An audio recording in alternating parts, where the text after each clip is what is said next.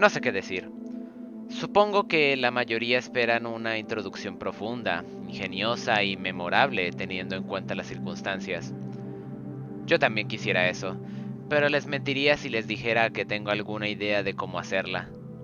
¿Cómo inicias un análisis a un nuevo episodio de Hora de Aventura, cuando desde hace 2 años que hemos tenido que lidiar con la idea de que todo había terminado?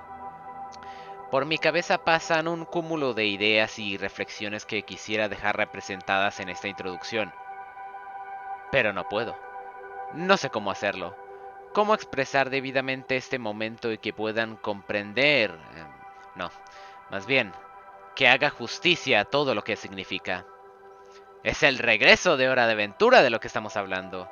Esa serie que marcó un antes y un después. Esa serie por la que no inicié, pero sí que le di un sentido a este canal y por el que muchos de ustedes han encontrado un gran entretenimiento. Esa serie que me marcó por completo y me hizo ver lo que quería hacer de mi vida. ¿Tú sabes lo que lloré yo cuando supe que terminaría? Es que... ¿Cómo lo haces? Quisiera decir muchas cosas, pero creo que solo estaría repitiendo las mismas palabras que ya les habré dicho miles de veces sobre lo que es Hora de Aventura y eso solo me haría perder el rumbo. Así que... no lo sé. ¿Ustedes qué harían? Lo único que sí puedo decir es... tenemos mucho de qué hablar.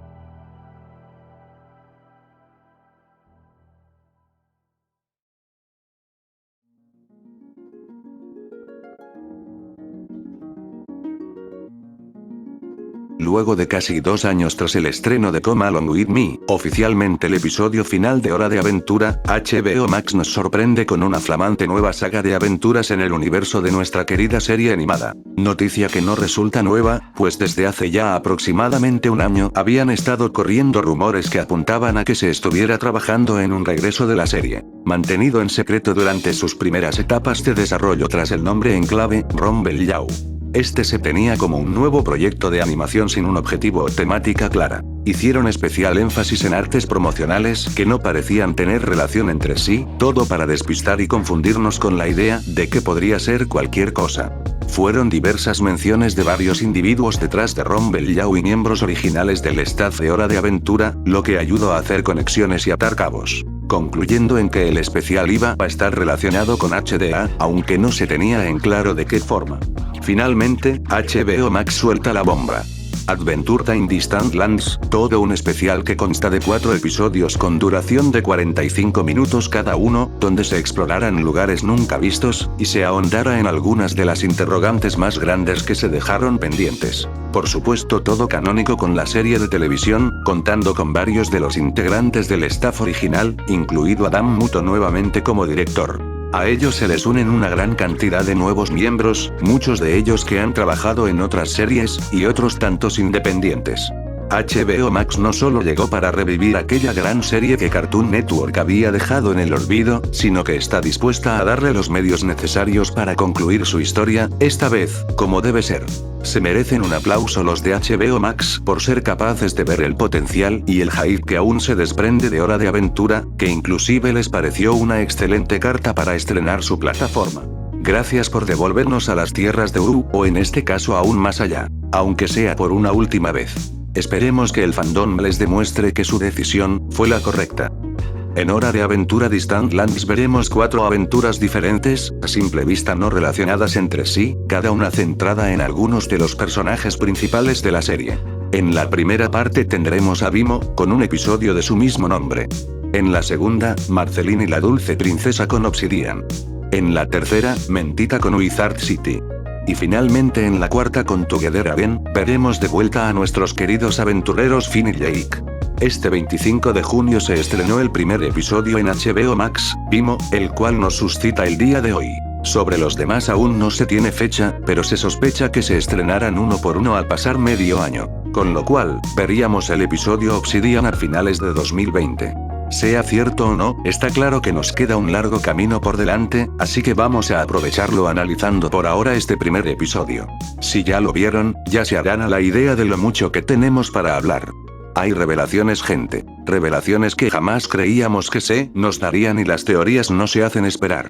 Pero vamos a ir paso a paso, con calma. Primero les daré mis impresiones del episodio, y ya después pasaremos a las curiosidades y teorías. Si no lo has visto todavía y tienes tus dudas, te daré mi reseña para que puedas hacerte a la idea de lo que te espera y si te vale la pena. Alerta de spoiler, si vale la pena. Muchísimo. You like what you see, huh? You got the good taste. Como mencionaba anteriormente, en este episodio de 45 minutos nos centramos en Vimo, quien se encuentra viviendo una más de sus trepidantes aventuras, esta vez surcando el espacio. Aunque inicia su viaje en solitario, no tarda en conocer a una extraña criatura alienígena a quien llama Olive. Esta se muestra amigable, pero por razones desconocidas, se adhiere a la nave de Vimo y la impulsa a un sitio muy lejano y desconocido. Confundido y conmocionado, Vimo se estrella accidentalmente en una estación espacial conocida como The Drift, en español, La Deriva. Allí se encuentra nuevamente con Olive y una coneja recolectora de piezas llamada Y4. Juntos, se embarcan en una peligrosa misión para salvar a The Drift de la inminente destrucción, teniendo que encontrarse con numerosos desafíos y descubriendo verdades hace mucho olvidadas. La premisa es clara e interesante, y a lo largo del episodio se ejecuta con buen ritmo. Aquí saben a lo que van y lo que nos quieren mostrar, sin ocuparse con dilemas o elementos de relleno que carecen de propósito. Cada momento, cada escena, tiene un porqué dentro de toda la composición, aunque ello no hace que se limiten en diversidad de ambientes y situaciones, volviendo los 45 minutos de contenido un disfrute que constantemente varía en sentimientos y reacciones.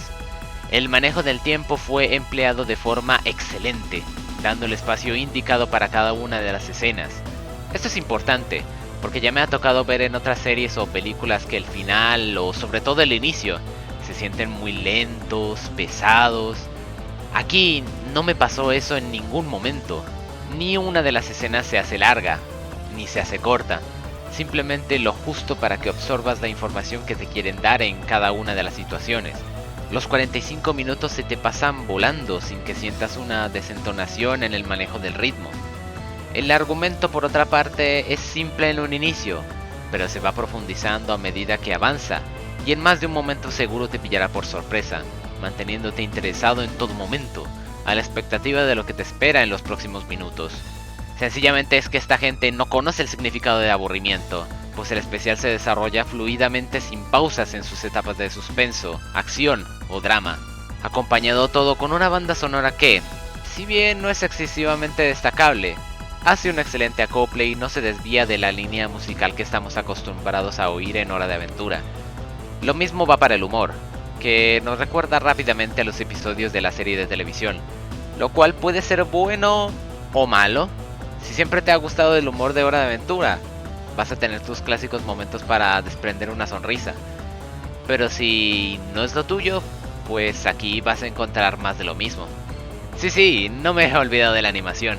Solo en los primeros 4 minutos ya podemos notar la absurda mejoría que nos presentan en comparación a la serie original, que a veces se notaba lenta y vacía. Con esto nos damos cuenta todo el presupuesto que invirtió HBO Max, dándonos un resultado excepcional que atrapa tu vista y no la deja ir, algo que jamás hubiéramos imaginado ver en Hora de Aventura. Y para nuestra fortuna, no resulta disonante con el estilo artístico de la serie, lo cual era uno de mis miedos. Todo lo contrario, no hace más que potenciar su característico estilo visual, llevándolo a límites insospechados. Eso sí, no hay muchos momentos donde realmente se note toda la mejoría, pues la mayoría de las escenas son pausadas y estáticas, impidiendo mostrar todo su potencial. Me quedó faltando una escena de combate para mostrarnos todo lo que ahora pueden hacer, llevado al máximo. De la mano de este apartado están los diseños de escenarios y paletas de colores que están constantemente variando, dando un resultado vistoso y llamativo. La variedad de cápsulas en The Drift permiten a los artistas dejar volar su imaginación, dando como resultado ambientes totalmente diferentes entre sí y que mantienen fresco el apartado visual. Los diseños de personajes brillan sobre todo en las múltiples criaturas de The Drift, mientras que los personajes principales se notan más simples, aunque agradables. Y ya que hablamos de ellos, el enfoque central es por supuesto Vimo, al cual ya conocemos de sobra, quizás demasiado, y eso se vuelve un problema pues limita su participación a algo muy básico. No se destaca ni muestra alguna nueva faceta de él que no conociéramos ya. Tan solo sigue siendo el mismo robotito adorable viviendo una más de sus aventuras, lo cual no tiene por qué ser del todo malo si esa es una fórmula que de por sí siempre te ha llamado la atención. Pero si nunca te ha resultado interesante el personaje, eso no va a cambiar luego de terminar el episodio. Tiene sus momentos, no lo negaré, destaco sobre todo uno casi al final, pero no son lo suficiente para que resulten memorables, a comparación por ejemplo del episodio de More You Know, The More You Know, que para mí sigue siendo su mejor participación, pues nos muestra elementos de su personaje no explorados con anterioridad, los cuales resultan empáticos y profundos. Ya si hablamos del dúo que entre comillas reemplazan a Finn y Jake, resultaron una grata sorpresa, pues se acomodan de maravilla con el especial. No son molestos ni innecesarios, cada uno tiene su rol que resulta crucial para el desarrollo del episodio, lo cual te hace apreciarlos a lo largo de la aventura. Sin ellos, no habría sido lo mismo, lo cual se debe destacar pues ya con anterioridad habíamos visto que se cometiera el error de dejar a este tipo de personajes en segundo plano, detrás del protagonista principal. Aquí no solo no se comete ese error, sino que hasta diría que en ocasiones se llegan a robar el protagonismo. Por mi parte, de entre los dos destacó a Olive, cuya inocencia combinada con sus expresiones y aparentes desinteresados actos la vuelven fácilmente entrañable y una excelente compañía para todo el episodio y sus personajes. En cuanto a Wi-Fi, su participación llega a adquirir gran notoriedad a lo largo del episodio. Su carisma más sus aptitudes y dificultades la vuelven un personaje muy agradable de ver, la favorita de los fans. Sin embargo, tiene un gran fallo, y es que su conflicto principal carece del desarrollo necesario y no alcanza para resultar del todo empático. Su desenlace no es natural y se siente forzado para darle una conclusión entre comillas satisfactoria, lo que afortunadamente se olvida rápido, pues el final del episodio te atrapa con sorpresa e intriga. Las últimas escenas del especial son memorables y para los fans acérrimos de la serie resultará en toda una experiencia que te dejará meditando y especulando al respecto, sobre todo por una parte que ha sido jugo de caldo para montones de teorías que revelarían algunas de las preguntas más grandes de Hora de Aventura. El cliffhanger final pillará desprevenido a más de uno, y el desenlace dado al conflicto de The Drift acaba siendo agridulce, lo que lo vuelve inesperado y llamativo. ¿Me falta algo más por decir? La verdad, yo creo que no. Con todo esto dicho, ¿cuáles vendrían a ser las conclusiones? Este primer episodio de Distant Lands, Vimo, ha resultado una grata sorpresa. Su apartado visual y narrativo son sobresalientes, y ni hablar del desarrollo de sus personajes, que, aunque en ciertos apartados no lograron cumplir las expectativas, su conjunto hace de su participación un deleite de entretenimiento. Si de casualidad esto es lo primero que ves de Hora de Aventura, terminarás el episodio con una grata satisfacción de ver una historia bien relatada, animada y con interés por saber más acerca de la serie. Aunque seamos honestos, los que lo vamos a ver somos principalmente los veteranos que ya conocemos la serie original, y tendremos con este episodio una nueva visita a su universo, descubriendo nuevos lugares llenos de vida y diversidad. Una experiencia que potencia varios de los apartados de su predecesora, entregando un producto sólido, excepcional, y que sabe satisfacer las necesidades de un fandom ya establecido, demostrando que no se ha olvidado de los aspectos que hicieron grande a Hora de Aventura, y que por el contrario, está listo para darnos aquello que tanto hemos esperado presenciar. Si de mí dependiera, este episodio se llevaría fácilmente la calificación de un 8 sólido, o inclusive un 8.5. Una excelente opción en el catálogo de HBO Max, sumamente recomendable y un más que digno regreso para una serie como Hora de Aventura. Y les diré más, este no es más que un vistazo, una mera introducción que se limita a estructurar y presentar lo que están haciendo, para lo que verdaderamente nos depara en el resto de episodios de Distant Lands. Desde el principio estaba claro que este episodio iba a ser el menos interesante, y aún así, ha logrado ser toda una oda al compromiso y dedicación del equipo detrás de Distant Lands. Tengan en mente estas palabras. Este es el episodio más flojo, Lo bueno de verdad, se lo van a guardar para los siguientes. Solo imagínense lo que nos han de tener preparado para los que ahora sí que serán los pesos pesados. No soy ni capaz de asimilarlo. Está claro que los de HBO Max se lo están tomando muy en serio y piensan sorprendernos con lo que quizás sea, ahora sí que sí, un digno desenlace para una de las series animadas más importantes de la década. Si no lo han visto, háganlo, a poder ser directamente en HBO Max para demostrar su apoyo a la serie. Hagan lo posible, contraten el servicio aunque sea solo para ver este especial y luego lo rechazan. Claro, si pueden, porque lamentablemente HBO Max no está disponible en la actualidad para Latinoamérica. Igualmente intenten, si viven en la frontera con Estados Unidos pueden acceder al servicio, o si conocen a alguien que vive allí y lo tenga, pídanle prestada la cuenta. Con un VPN pueden acceder a la página. Así lo hice yo. Distant Lands empieza con mucha fuerza. Yo honestamente tenía miedo de lo que pudiera resultar de este especial, pero ahora ya me lo puedo ir quitando, a sabiendas de que la gente detrás de todo esto saben lo que están haciendo, si no es que directamente son fans que están aprovechando esta oportunidad para demostrar su cariño e interés a tan grandiosa serie. A esperar con ansias el episodio de Obsidian. ¿Y ustedes? ¿Qué opiniones tienen?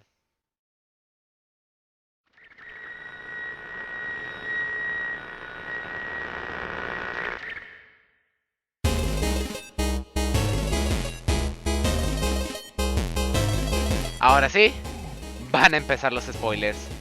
Si solo querías la reseña, es momento de que te retires. En cuanto al resto, que intuyo ya son los fans de Hueso Colorado que buscan saber qué piezas nos entrega este episodio para seguir armando el gran rompecabezas que es Hora de Aventura.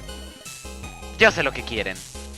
Quieren teorías, debates, especulaciones y argumentos sobre esa tan interesante escena de casi al final. Lo sé. Hay hype. Hay mucho hype. Pero espérense tantito, no hay prisa. Si nos dejamos llevar, nos perderemos de otras cosas. Así que ¿por qué no empezamos con los datos y curiosidades de menor perfil? Para ya terminar este video redondito con esas teorías que tanto espero yo relatar y ustedes oír. ¿Todo perfecto? Iniciemos entonces, que ya hace tiempo que no analizo un episodio de Hora de Aventura y tengo ganas. Lo cual no puede ocurrir sin antes decir... Vivo. Análisis y primeras impresiones. El intro que nos presenta el episodio corresponde al teaser mostrado el 5 de abril de este año por el 10º aniversario de la serie. Se intuye que este será el intro para los 4 episodios, acompañado con un fragmento único para cada uno que servirá de contextualización. En este caso, se da un paseo por el interior de Vivo.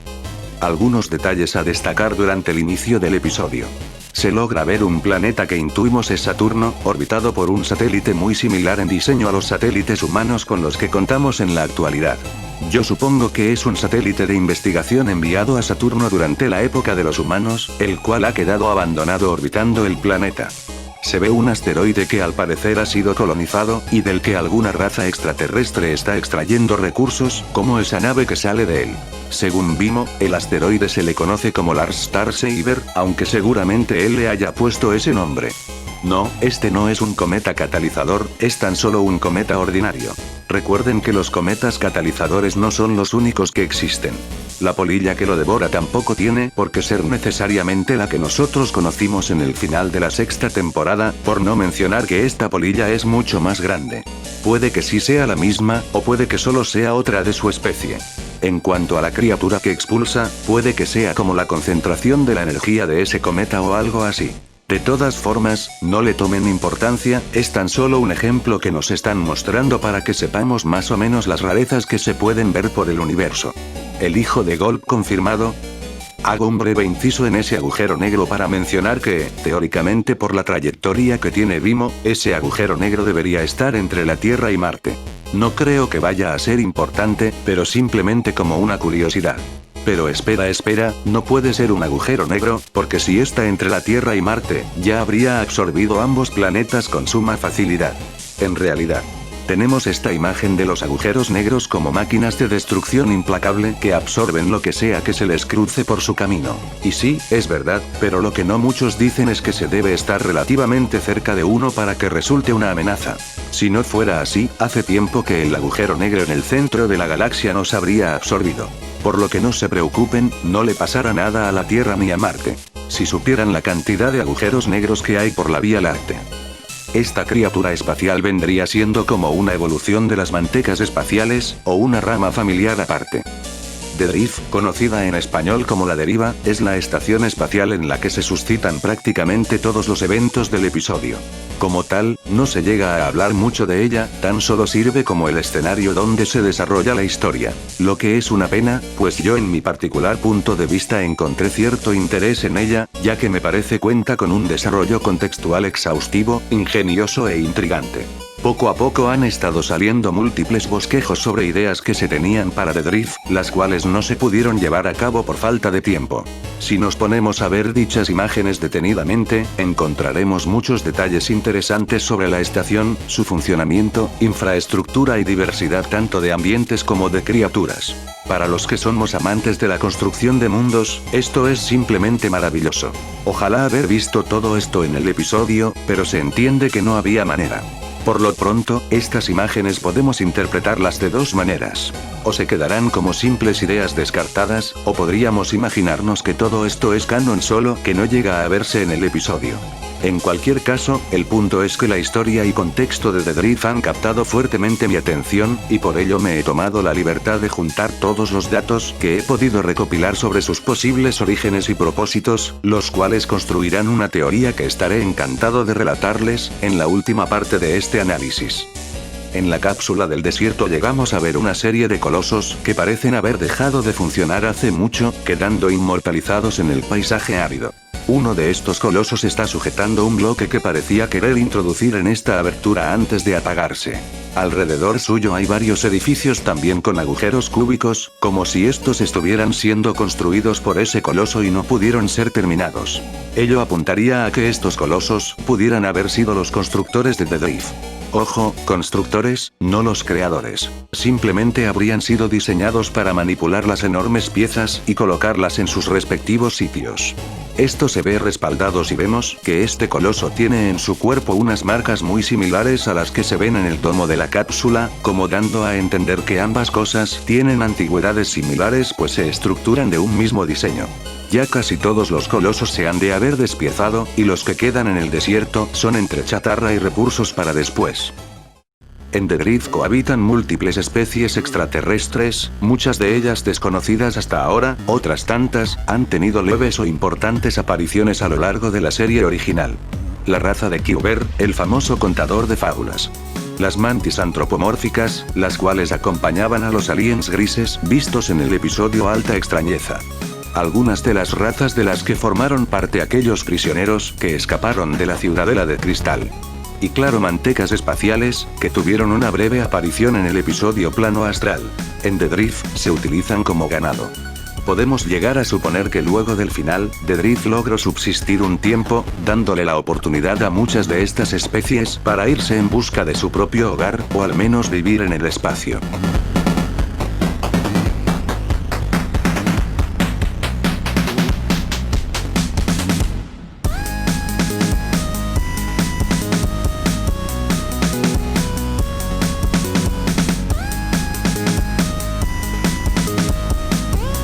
Este es un detalle que veo la gente se está saltando. En una escena, de lo que parece ser un barrio bajo en lo profundo de The Drift, hay una especie como de pelicano que se encuentra vendiendo sus propios huevos como alimento. Por macabro que suene eso, lo verdaderamente importante es que usa una expresión ya bien conocida dentro de Hora de Aventura. Oh my love. Que si esto fuera sería de lo más normal del mundo. Pero no es estamos en medio del espacio en un lugar desconocido. Eso ya cambia las cosas, porque nos está dejando en claro que la influencia del poderoso guardián de Marte ha llegado más allá de lo que pudiéramos imaginar. Su nombre es conocido en todos lados, tanto que esa expresión es común hasta en una estación espacial perdida en quién sabe dónde. ¿Pero por qué? ¿Por qué el Cuarteto G es tan famoso en el universo, que pudo haber hecho el Guardián de Marte como para que se le tenga casi como el equivalente a Dios en Hora de Aventura? Ni Abraham Lincoln alcanzaba esos niveles siendo el rey de Marte. Si nos ponemos a meditarlo bien, realmente no sabemos nada de Globa habiéndolo conocido. Claramente no era un marciano normal ni mucho menos, tenía que ser alguna entidad fuera de lo convencional, hasta el punto que su nombre lo podría llegar a relacionar con el mismísimo Gol, hasta ahora la entidad más poderosa conocida. Algo más tiene que haber sobre este enigmático ser. Ojalá y algún día sepamos quién es Glob realmente y todo lo que representa. ¿Con qué Ricky Vimo? Mismo nombre que le pone al bebé regordete que se encuentra en el episodio Vimo perdido. Desde ya hace tiempo que andaba con ganas de ponerle ese nombre a algo. El código numérico que dicta Wi-Fi está en binario y sirve como contraseña para abrir el acceso a la zona subterránea en la que ella habita. ¿Qué es lo que dice? Contraseña. No, literal dice contraseña. O sea password en inglés, aunque con un 9 en medio. Típico que no tienes imaginación para las contraseñas, y más aparte te piden que debe ser una mezcla entre letras y números. Estoy seguro que todos habrán pillado esa referencia rápido.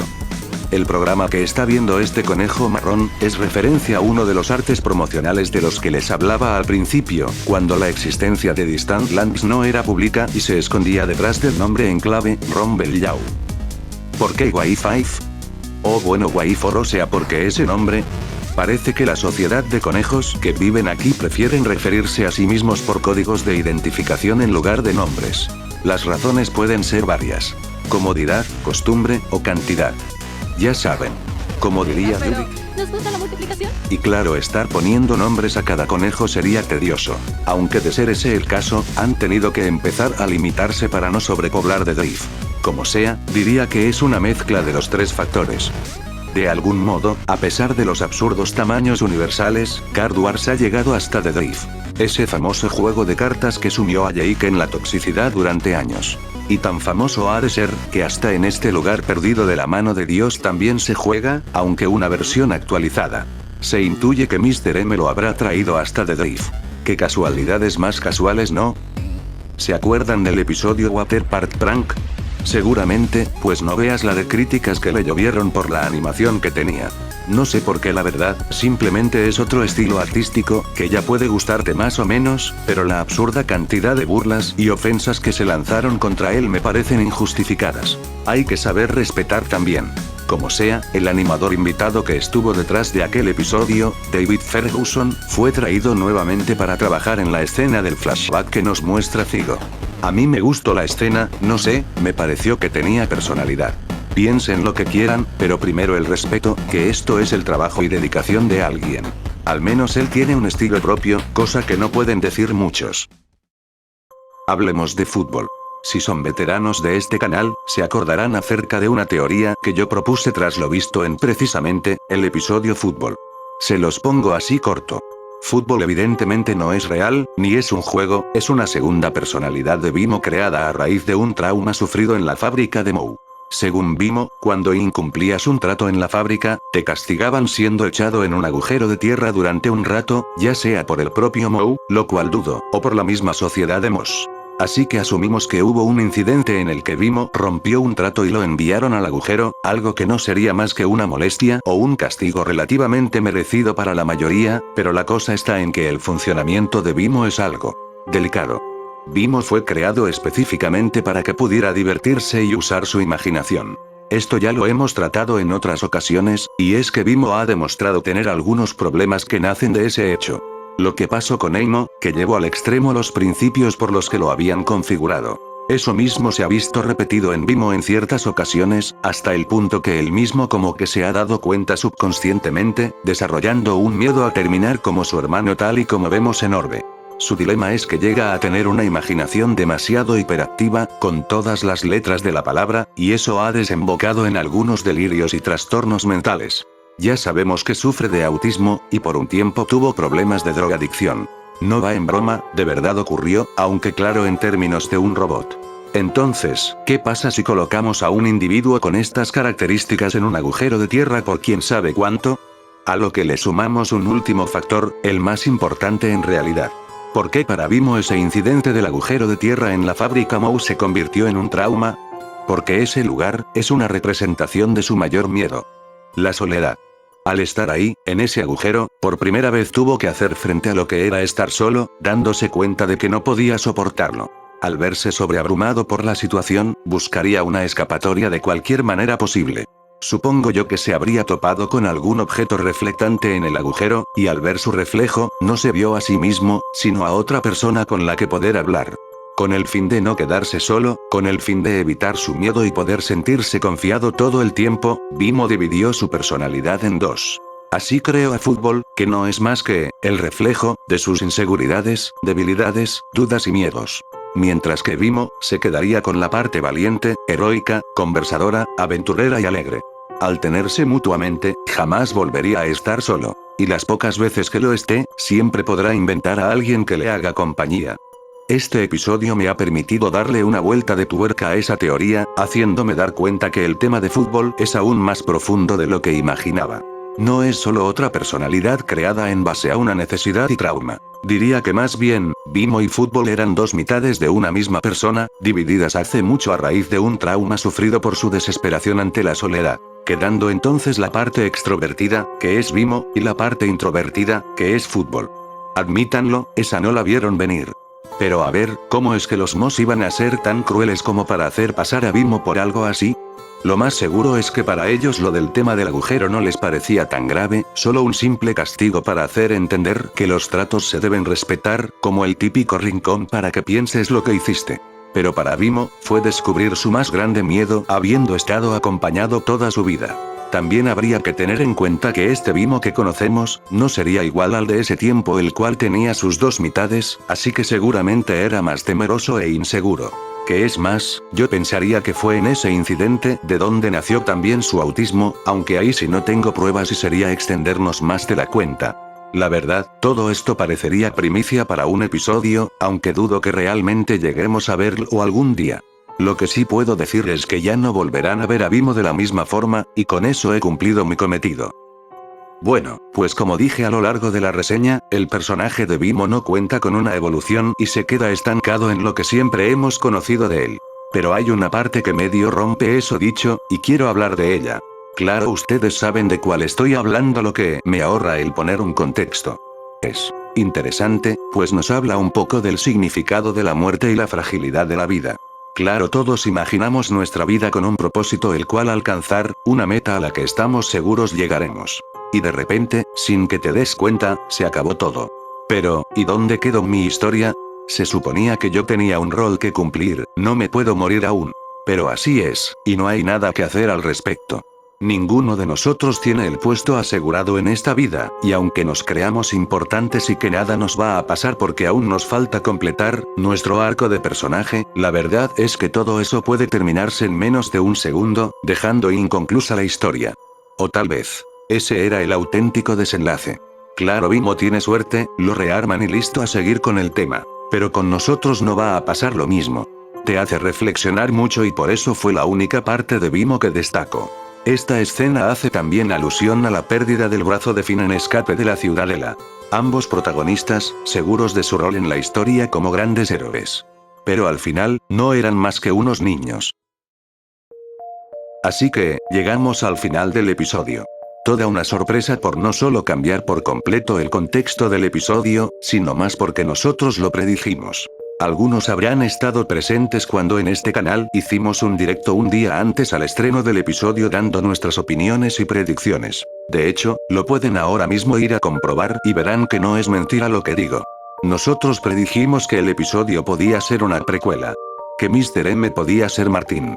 Y aún más sorprendente, ya incluso estábamos sobreexagerando, predijimos que en el final del episodio veríamos la llegada de Bimo con Finn y Jake. Todo esto, acertado con suma precisión, lo cual me dejó anonadado. Sencillamente increíble, pero ya centrados en el tema. Como dije, el episodio es una precuela, ubicada unos años antes del inicio de la serie. Aquí, vemos cómo fue que Bimo llegó a las vidas de Finn y Jake, aproximadamente 5 o 6 años antes del primer episodio. Esto es deducible al ver a un Finn de unos 6 a 8 años, y un Jake en una clara etapa de adolescencia rebelde. Seguramente misma etapa en la que tuvo su racha criminal como ladrón y estafador, o como mínimo se hallaba cerca de entrar en esos vicios. Aunque no por ello dejó de lado a su hermano pequeño, a quien desde ese entonces ya estaba cuidando. Como los vemos que ya están viviendo en la casa del árbol, suponemos que para este punto Joshua y Margaret ya han muerto dejando a estos dos viviendo por su cuenta. Mientras que Jermaine se habría quedado en la casa familiar a cuidar de las cosas de sus padres. De hecho, podríamos decir que para este punto, Joshua y Margaret ya llevan 1 o 2 años muertos. Llego a esa conclusión al ver que Finn está claramente muy feliz pasando el rato con su hermano, ya practicando para ser el héroe más grande de WoW. ¡Y lo serás, Finn! Lo que no sería posible, porque para un niño de su edad perder a sus padres no debe ser nada fácil, así que tendría que haber pasado ya un tiempo para que haya logrado recuperarse y estar tan feliz. Una vez que Vimo llega y los ve, inmediatamente capta su atención y decide ir a hablar con ellos. Y desde entonces, ahí se quedó, pues por fin había encontrado a ese niño al cual cuidar, como siempre había querido, olvidándose de la misión que en un principio fue a cumplir en el espacio. ¿Pero cuál misión? O sea, ¿cómo puede ser esto una precuela, y el inicio del episodio entonces qué pasa? Eso lo vamos a tocar en el último apartado de este video. O sea, en un momento. Pero antes, una última observación. Al Vimo encontrarse con Finn y Jake, seguro les habrá recordado a Wi-Fi y Olive, que como yo había dicho, fueron pensados como una analogía de Finn y Jake. Una referencia, nada más. Igual que pasó con Gunther y Nina. ¡Pero no! Nadie le cree al Tito Pawlitzki. Claramente son una reencarnación. ¡Ay, Pawlitzki, qué cosas dices! Si es algo obvio. ¿Así? Pues ahí tienes tu obvio. ¿Quién se ríe ahora?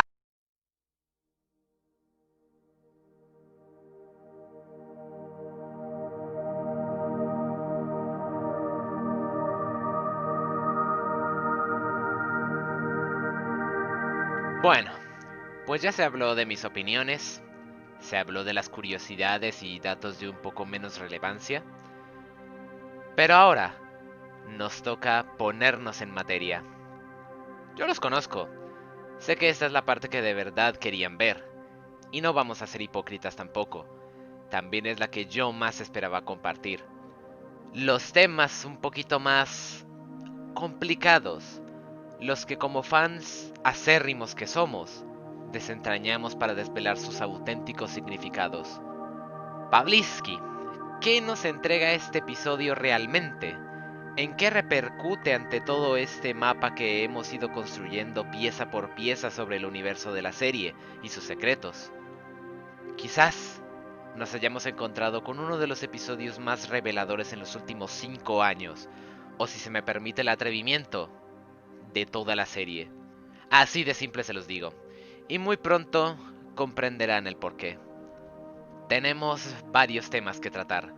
Así que, ¿qué tal si hacemos esto más interesante? Vamos a ir de menos a más, empezando con lo entre comillas más flojo, para acabar el análisis con aquello que nos voló la cabeza a todos los que hemos seguido la serie por años, que les prometo no les resultará indiferente. Me parece que sería lo más adecuado. Así que vamos a ello.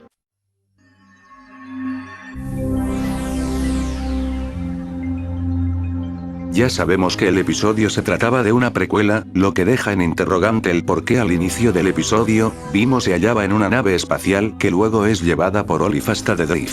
Prestando atención a sus diálogos, sobre todo en la canción de Patatas Frescas, queda más que claro que el objetivo inicial de Vimo era llegar a Marte, donde pasaría quién sabe cuánto, si no es que el resto de su vida, plantando patatas para comerciar con los marcianos. Bueno, eso queda fácilmente claro, pero ¿cómo es que acabó Vimo en esta situación? Si escuchamos la canción completa de Patatas Frescas, Vimo nos deja a entrever que esta tarea no es algo que le llame la atención. And if you hear me snoring, that's just because it's boring. De hecho le parece algo bastante aburrido, dejándonos en claro que él no se embarcó en esta misión por gusto propio. Más bien, le ordenaron que lo hiciera. ¿Quién o quiénes? Una cuestión que se resuelve rápidamente al ver el costado de su nave espacial. Moe Kobo. Por supuesto, para este punto, Vimo aún no conocía a Finn y Jake, por lo cual en qué otro lugar iba a estar si no era en su hogar original, la fábrica de Moe.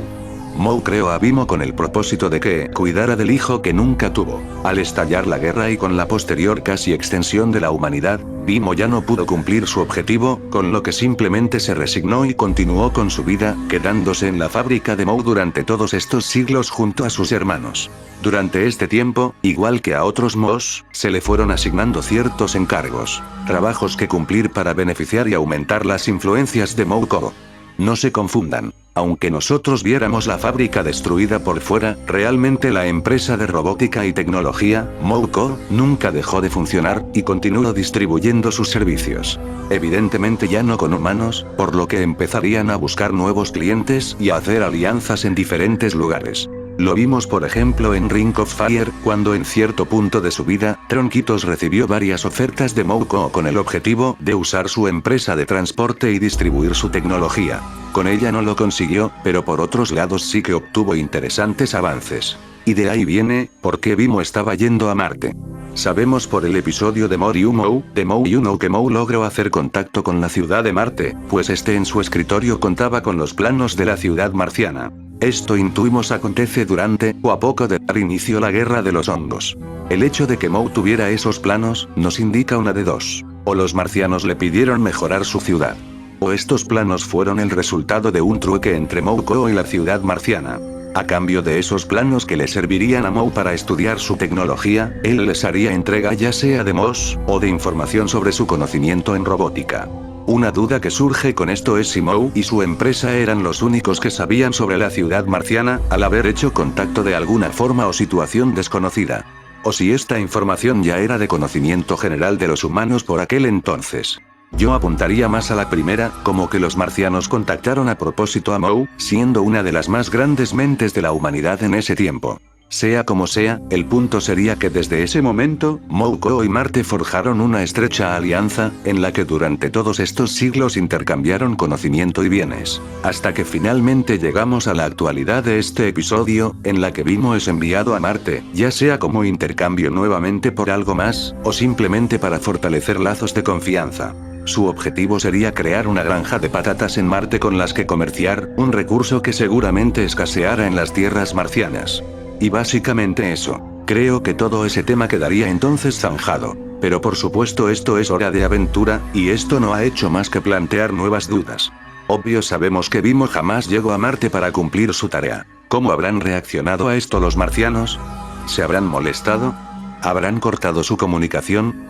Puede, a partir de ahí no vemos que Mouko haya hecho algo más con Marte. También puede ser que simplemente hayan enviado a otro No, creyendo que a lo mejor la nave de Bimo habría sufrido un accidente y se perdió por el espacio. Independientemente de la respuesta, su alianza sí que acabó por diluirse. No por nada en especial, sino porque Mouko oficialmente cerró sus operaciones tras lo ocurrido en The More You Know, con la muerte de Moe, y la unión de todos los Mos en All No. Ahora que trato el tema, quisiera abrir un nuevo debate.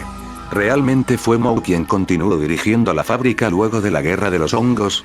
Porque cuando lo vemos en Bimor, primero no está ya en condiciones para dirigir su empresa, y segundo no parece que de hecho lo esté haciendo, más bien solo está disfrutando de sus últimos años de vida en la compañía de sus queridos Mos. A lo mucho haciendo alguno que otro nuevo cada tanto.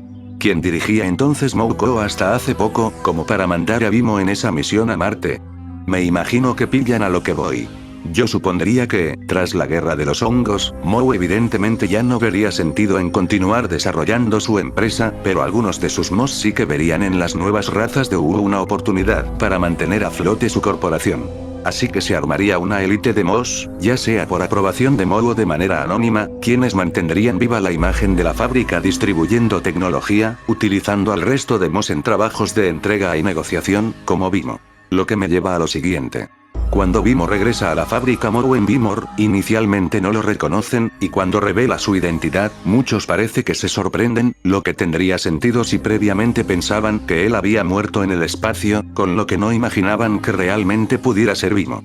Pero otros en cambio, principalmente Mou, reaccionan sin impresión, como si ya supieran que Bimo no solo seguía vivo, sino que estaba de vuelta en Wu. Eso me hace pensar que Mou y esta élite de Mos se habrían llegado a enterar tarde o temprano de que Bimo estaba de regreso, mandando a que lo buscaran. Pero al ver que al fin estaba cumpliendo su deseo y objetivo de cuidar a un niño, simplemente lo dejaron tranquilo, sin nunca decirle al resto de Mos. Lo cual ya no importa, porque como dije, ahora sí que dicha empresa cerró sus puertas. Concluyendo de esa forma el arco argumental de Mouko, y con él, también el del propio Vimo, trayendo la respuesta a ese lapsus de tiempo faltante desde su creación, hasta llegar con Finn y Jake. Y el resto es historia.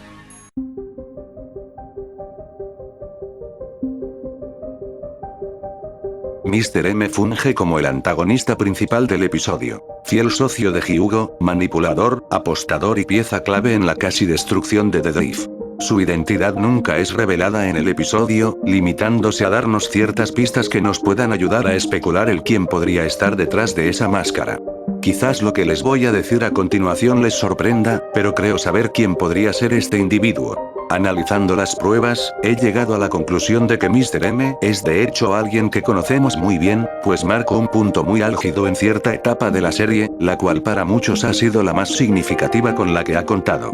Mr. M es nada más y nada menos que aquel que por muchos se ansió conocer, el famosísimo padre de nuestro bien amado Finn, el humano.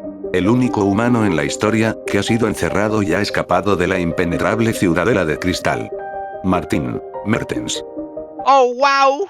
¡Pero cómo lo supo! No me esperaba tal revelación. Ay. Ahora si fuera bromas. Literalmente en su primera aparición ya salta a evidencia que se trata de Martin. Su voz no está nada disimulada. Su complexión se le asemeja, tiene las mismas actitudes, vicios e intereses. La M de Mr. M es la inicial de Martin. Y ya para rematar, cuando apuesta sus botas con Wi-Fi se le ven los pies, los cuales tienen la misma tez de piel que nuestro Martin. Lo que, si juntamos con el hecho de que esto es una precuela, cuadra perfectamente, si no sería imposible que fuera Martin, sabiendo que este se esfuma en el espacio-tiempo con el cometa catalizador morado en el final de la sexta temporada. No cabe duda de que se trata de él. Que es más, ni está sujeto a discusión, es absurdamente evidente. El tema a tratar no es sobre la identidad de Mr. M, sino el cómo fue que Martin terminó en The Drift, y cómo esto afecta a su línea argumental de eventos. Lo que por ahora sabemos es que luego del incidente con el guardián en las islas, Martin quedó a la deriva y fue rescatado por un barco que pasaba por ahí. En el arte promocional de Mini Marty, vemos que tiene una herida en la cabeza, lo que indica que Martin habría sufrido de un ataque de amnesia, por lo cual no recordaba el cómo había terminado ahí, y mucho menos que tenía una familia en las islas con la que volver. Lo que sí habría recordado sería lo más esencial de su personalidad, sus aspectos timadores, despreocupados y ambiciosos. Así que sin saber qué hacer o a dónde ir, él se habría quedado en ese barco sirviendo como tripulante. Un barco que casualmente era de piratas, al cargo de tronquitos como nos había contado en Ring of Fire. Perfecto lugar para alguien con sus características.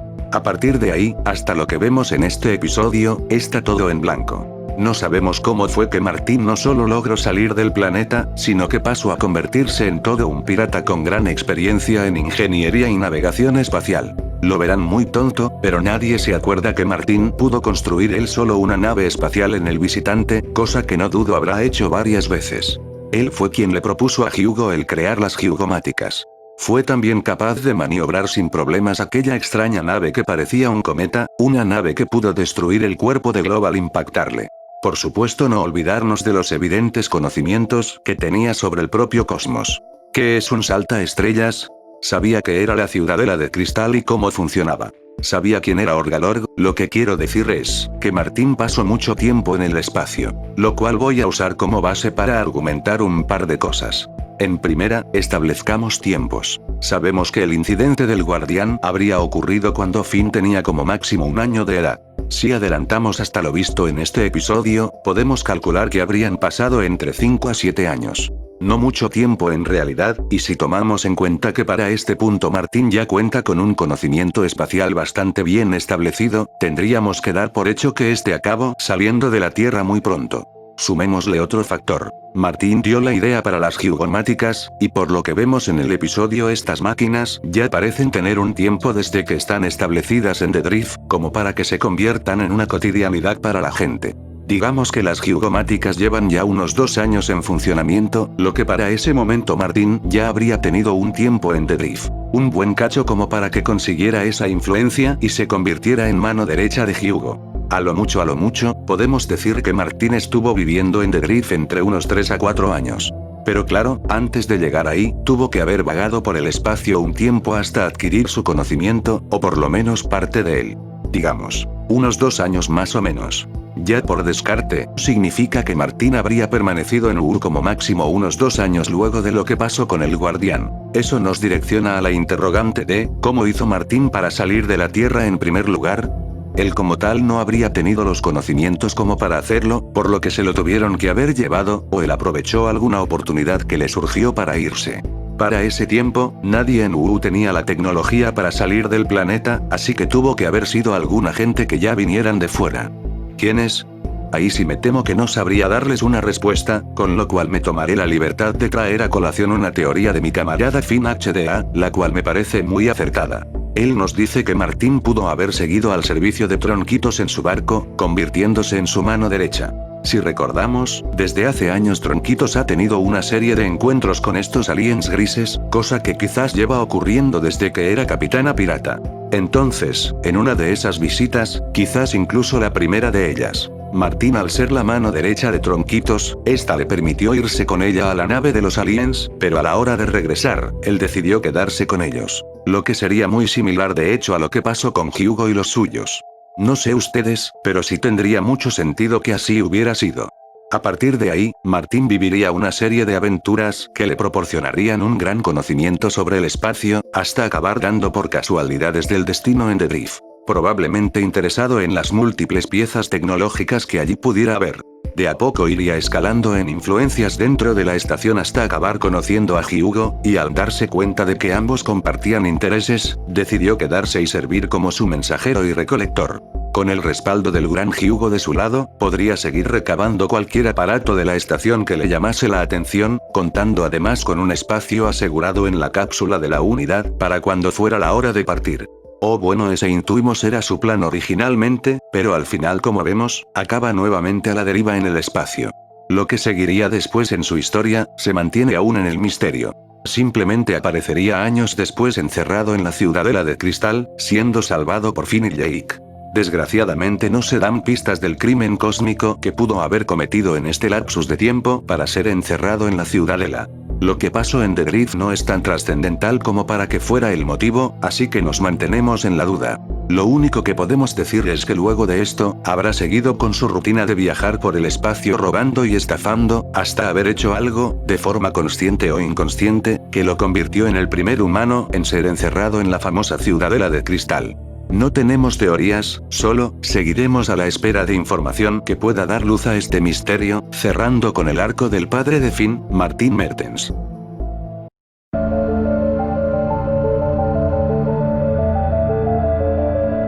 Para muchos, un reemplazo de Jake, o un personaje que se limita a ser un simple compañero divertido e inocente. Pero para mí, es uno de los personajes que podrían resultar más importantes junto con el propio Hugo. Olive es el droide de servicio que lleva a Vimo hasta The Drift, acompañándolo a él y a Wi-Fi durante todo el episodio, para terminar a la deriva junto a Hugo en la cápsula de la unidad. Por lo que nos muestra Zigo, Olive fue quien trajo también a Hugo y los suyos hasta The Drift. Arrepentida por el daño que estos habían causado, se regresa al espacio en busca de alguien que pudiese detenerlo. Eso al menos es lo que se intuye a simple vista. Podríamos quedarnos solo con eso. O podríamos detenernos un momento, y mirar entre líneas para descubrir que hay mucho más detrás de este pequeño droide de mantenimiento.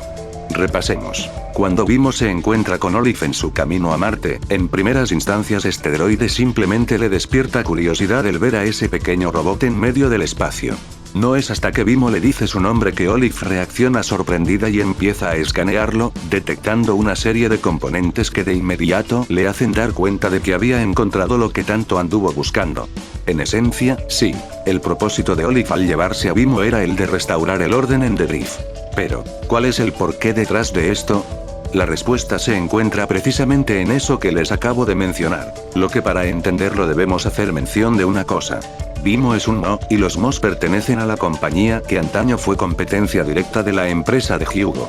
Guárdense eso con alfiler que más adelante será crucial. Sabemos que Hugo y sus camaradas fueron llevados a The Drift por Olive, como había mencionado. Estos dos, se ve que tuvieron alguna clase de unión tras eso, por lo que vemos al final del episodio. Antes de que Hugo hiciera de las suyas, es probable que haya hablado con Olive, o le haya insinuado acerca de esa compañía rival que tuvo, y de su línea de invenciones estrella, los Moss. Luego de que Olive se lanzara al espacio, no iría en busca de cualquiera. Iba con un objetivo en mente, y ese era el de encontrar uno de esos Moss, los grandes rivales de Hugo. Cuando escuchó el nombre de Vimo, supo de inmediato que era un Mo, lo cual pudo confirmar al escanear sus componentes, descubriendo en el proceso la gran valentía, determinación y sentido de justicia que posee Vimo. Era el perfecto candidato entonces para salvar a The Drift, y tenía razón.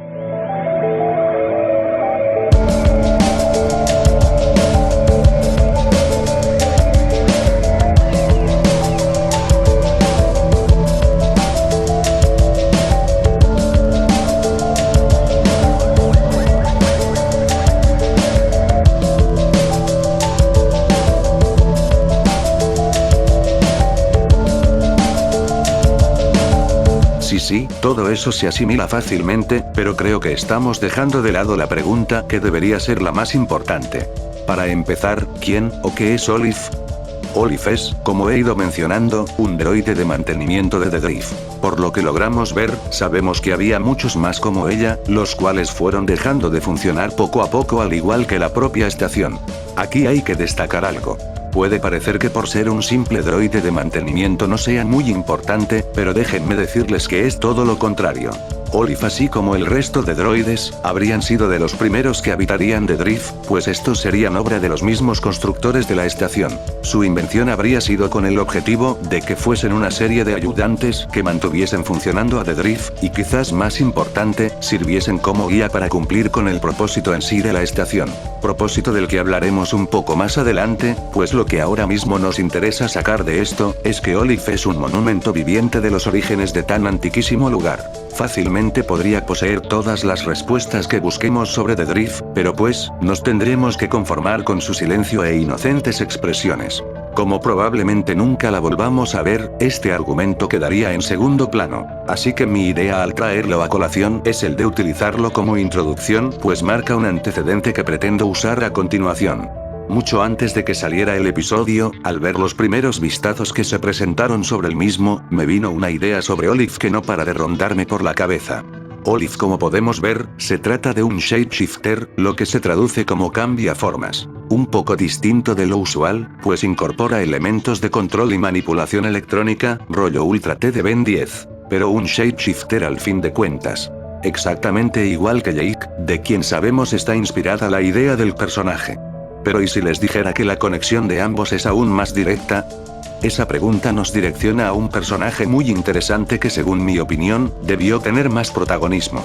Me refiero al padre alien de Jake, Warren Ampersand. Esta entidad universal fue el origen de los poderes para cambiar de forma de Jake, habiéndose hibridado con el ADN de Joshua, como vemos en Joshua y Margaret Investigations. Al darnos la respuesta del por qué lo había hecho en Jade Starchild, nos presenta una primicia de lo más curiosa. Warren deseaba vivir para siempre, pero su esencia elástica estaba destinada a terminarse, por lo que se le ocurrió un plan: mezclarse con diferentes criaturas por todo el universo, teniendo hijos con sus habilidades y por ello, nueva esencia elástica. Una vez esta criatura se empezara a quedar sin esencia elástica, solo debía buscar a uno de esos hijos ahora ya crecidos, engañarles, y así absorber su esencia elástica. De este modo, Warren había logrado rejuvenecerse montones de veces, y seguiría haciéndolo hasta el fin del universo. Pero es detenido por Jake, acabando con su vida echándolo en un agujero negro, salvándose no solo a sí mismo, sino a todo el resto de hijos que viven ahora libres por el universo. No sería demasiado descabellado el llegar a pensar que quizás, Olive pudiera ser uno de esos múltiples hijos de Warren Ampersand. En este caso no hijo directo, sino un descendiente. De ahí habría adquirido sus habilidades para cambiar de forma igual que Jake. Y de hecho si comparamos, podremos notar que el color de ojos e iris de ambos son muy similares. Sí, ya sé lo que me dirán. Pero Pavlisky, Olive y su raza, son robots, tú mismo lo dijiste. Sí, así es, pero esto se puede explicar de una sencilla forma. Para empezar, por lo que explicaba anteriormente, estaríamos hablando de un hijo de Warren muy antiguo, el cual pudo evadir a su padre durante siglos, logrando concebir a toda una nueva raza de shapeshifters. Esta raza, llegado cierto punto en su evolución, decidieron empezar a incorporar elementos biónicos en su fisionomía que potenciaran sus habilidades, convirtiéndose en algo así como cyborgs. Olive pertenecería a una de las últimas generaciones posteriores a esa hibridación. ¿Suena coherente, no? Ahora bien, en esta pequeña historia hay un elemento que es variable, y es el puente que conectaría a su especie con The Drift. Ese elemento vendría a ser las circunstancias que llevaron a su conversión. Tenemos dos opciones. Los creadores de la estación harían una alianza con esta raza, y a cambio de hacerles estas mejoras biónicas, estos se quedarían en The Drift y se asegurarían de mantenerla funcionando durante milenios. O dos, y esta me parecería más llamativa si fuese cierta, que esta misma raza de shapeshifters hubiesen sido los fundadores de The Drift, y lo que ahora vemos como simples droides de mantenimiento, sean nada menos que sus descendientes, quienes siguen cuidando de la gran obra de sus antepasados. La razón de su hibridación habría sido para adaptarse a la estación y sus necesidades, pudiendo manipular su tecnología de forma directa y así arreglar cualquier problema. ¿Pero por qué? ¿Por qué esta raza habría decidido construir tan imponente lugar? O mejor aún, ¿cómo es que estos seres de tales características pasaron de dominar The Drift como sus creadores, a casi estar extintos mientras su creación es poblada y destruida por razas espaciales de todo tipo? Estas preguntas serán la conexión que nos llevará al siguiente tema.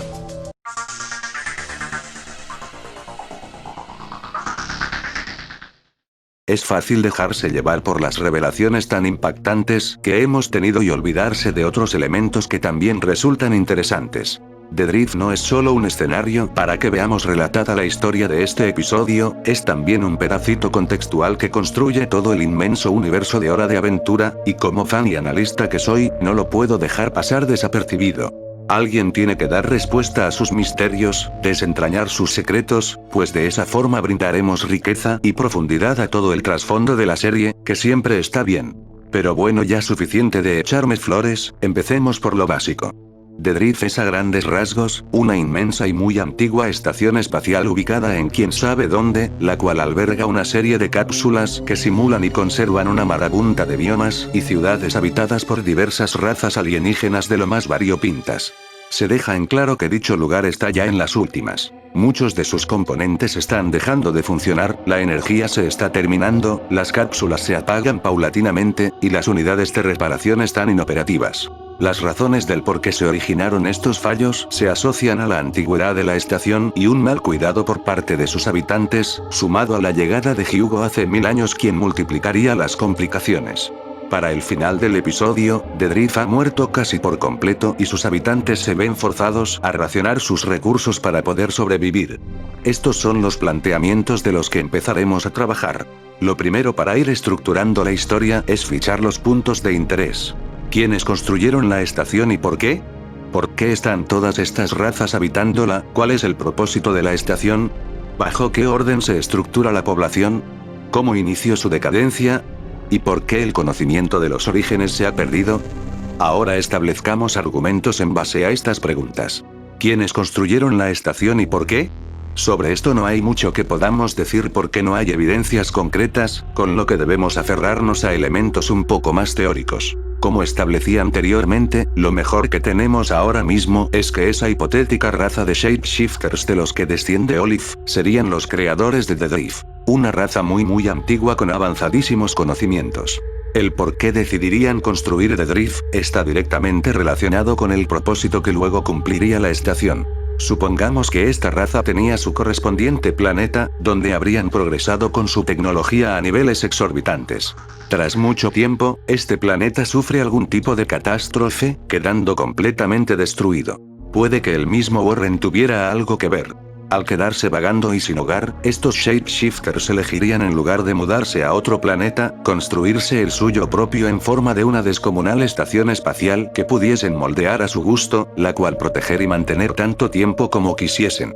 Por medio de su avanzadísima tecnología y la ayuda de los colosos como mano de obra, nace The Drift, cuyo nombre hace alusión al quedarse a la deriva, sin un lugar a donde ir. Posteriormente entraría la idea de su hibridación con biotecnología para incorporarse mejor a las funciones de la estación. Aunque si no les convence la idea de los shapeshifter, pueden quitarla de la ecuación si quieren, aplicando este argumento a una simple raza desconocida que luego creó esos droides para mantenimiento. Por ahora todo encaja bien. Entonces, si The Drift fue hecho para albergar a sus creadores, ¿cómo llegó aquí toda esta gente? La respuesta es, un acto compasivo. Esta raza de creadores habría sido muy pacífica, y sobre todo caritativa. Al cabo del tiempo, tras haber creado a The Drift, se empezarían a percatar de muchas otras razas y criaturas que habrían sufrido problemas similares a los que ellos tuvieron. Perdieron sus planetas, fueron expulsados, o simple y sencillamente no tenían a dónde ir. Su gran empatía les hizo tomar la decisión de permitirle a toda esta gente el quedarse ahí indefinidamente. Esto hizo que poco a poco se agregaran más y más cápsulas a la estación, algunas de ellas con trozos de planetas metidos en ellas para una mayor comodidad y cercanía. Pero no contentos con eso, los creadores, /shapeshifters, llevaron a cabo una nueva iniciativa, la cual consistía en enviar a algunos de los suyos en misiones por el espacio, con el objetivo de encontrar más criaturas que necesitasen un hogar. De ese modo se fueron desarrollando las cosas durante varios siglos, y fue muy bien, hasta que empezaron a surgir ciertos fallos. Estamos hablando de que la estación podría tener miles o hasta millones de años. El tiempo es algo que hace mella en lo que sea, y esta no iba a ser la excepción. De poco en poco se irían rompiendo cosas, y muchas piezas tendrían que ser reemplazadas, aunque ello sería el menor de sus problemas. Eso nos lleva a los 3 siguientes puntos. ¿Bajo qué orden se estructura la población? ¿Cómo inició la decadencia? ¿Y por qué el conocimiento de los orígenes se ha perdido? Los 3 se basan prácticamente de lo mismo. Es evidente que al inicio The Drift era dirigida por la raza que la construyó, pero algo sucedió que desaparecieron del mapa por completo, y ya inclusive la gente ni sabe que existieron. En la actualidad, no parece que The Drift cuente con algún gobernante o raza superior. Lo más cercano a eso es Hyugo, pero no es que él dirija The Drift, simplemente es una figura pública reconocida y admirada por sus aportes. Lo más acertado sería decir que cada cápsula y raza son independientes entre sí, con un cierto orden que ellos mismos han ido estableciendo de forma diplomática. Si hablamos de un gobernante general, no sería apenas hasta lo que vemos al final del episodio, donde parecen querer insinuarnos que Wi-Fi tomara esa batuta. Pero eso ya ahora mismo no nos concierne. ¿Cómo es que The Drift acabó así? ¿Qué pasó con la raza creadora? Mucho me temo que eso ya tiene que ver con algo más crudo. El resultado de tanta generosidad y compasión. Disparidades entre las diferentes razas que habitaban The Drift. Desacuerdos, conflictos, rebeliones, caos y desprecio contra la autoridad. Todo eso se volcó contra un objetivo común, aquellos que sentían los subyugaban, la raza creadora. Las utopías no existen por una razón, amigos míos, y así es que la raza creadora fue casi exterminada durante tal etapa de descontrol. Pasaría bastante hasta que todas estas razas establecieran un relativo orden, provocando aún más daños y explotación de recursos.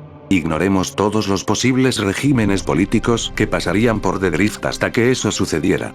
El tiempo haría su parte borrando de la historia todo el conocimiento previo, los orígenes de la estación, mucho de su funcionamiento, y por supuesto sus creadores. Lo único que trascendería sería el propósito de The Drift, y así seguiría llegando y llegando gente. Aunque sin el conocimiento de la raza creadora, los futuros fallos de la estación se hicieron inmanejables. Su tecnología era muy avanzada y nadie sabía cómo manejarla, mucho menos arreglarla. Eso trajo problemas tales como el que condenó a la cápsula jungla gracias al cristal del Génesis.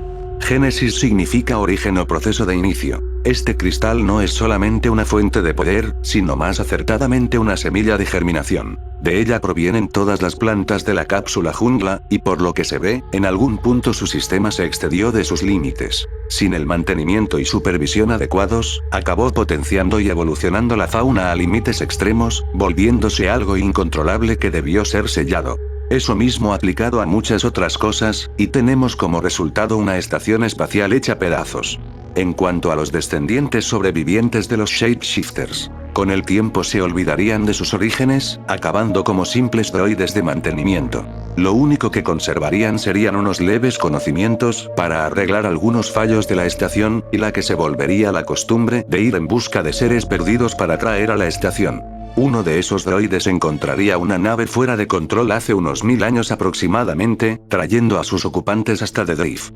En solo 1000 años desde la llegada de Hyugo, casi todos los droides dejarían de funcionar por diferentes razones, y sus piezas serían presa de carroñeros. Muchas de las cápsulas se irían apagando, las disputas por recursos se harían el pan de cada día, y la energía restante de la estación sería consumida estrepitosamente.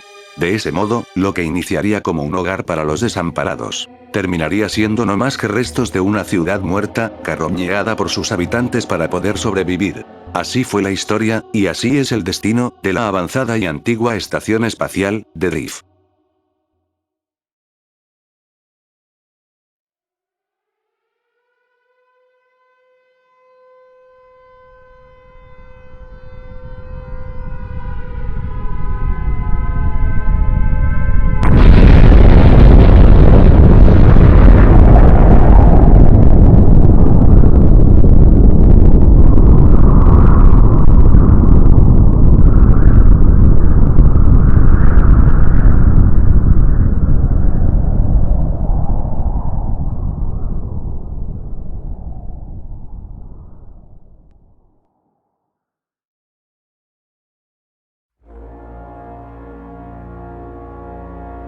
Hora de Aventura siempre ha contado con una cátedra de temas abrumadoramente amplia.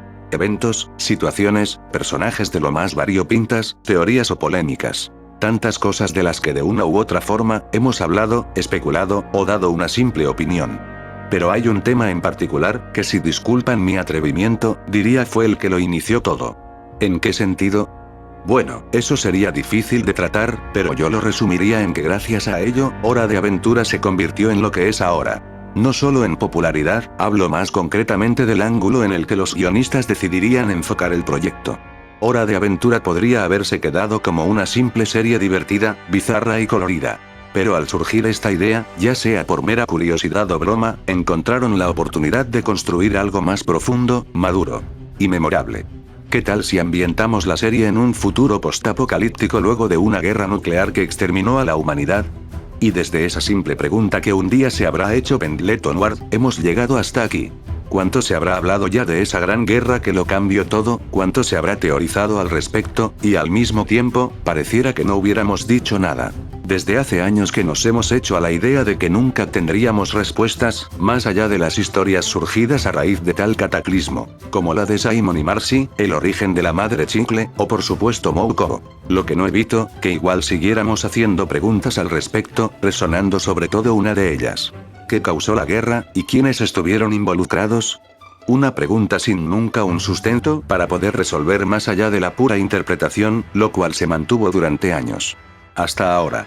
Este primer episodio de Distant Lands, Vimo, nos podría haber dado las herramientas para empezar a trabajar de forma seria en una hipótesis, y quizás, y solo quizás, dar por fin una respuesta a una de las interrogantes más antiguas de todo Hora de Aventura.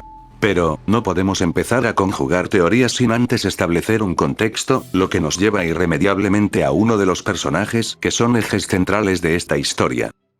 Hugo.